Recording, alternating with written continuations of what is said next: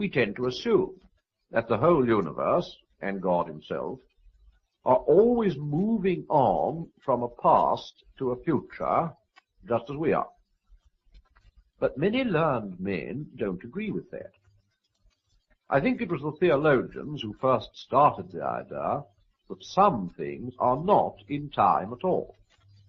Later, the philosophers took it over, and now some of the scientists are doing the same. Almost certainly, God is not in time.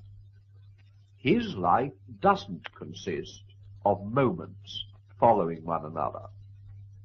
If 1 million people are praying to him at 10:30 tonight, he hasn't got to listen to them all in that one little snippet which we call 10:30. 10:30, and every other moment from the beginning to the end of the world is always the present for him.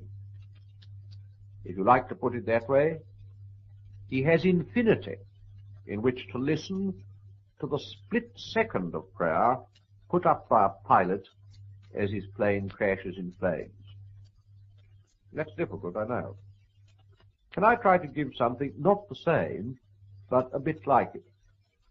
Suppose I'm writing a novel. I write, Mary laid down her book. Next moment came a knock at the door. For Mary, who's got to live in the imaginary time of the story, there's no interval between putting down the book and hearing the knock.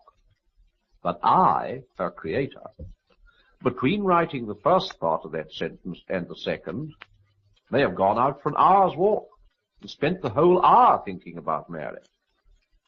I know that's not a perfect example, but it may just give a glimpse of what I mean.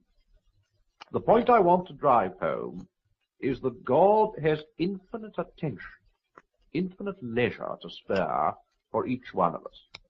He doesn't have to take us in the lump. You're as much alone with him as if you were the only thing he'd ever created. When Christ died, he died for you individually, just as much as if you'd been the only man in the world. And now I'll get back to my main subject.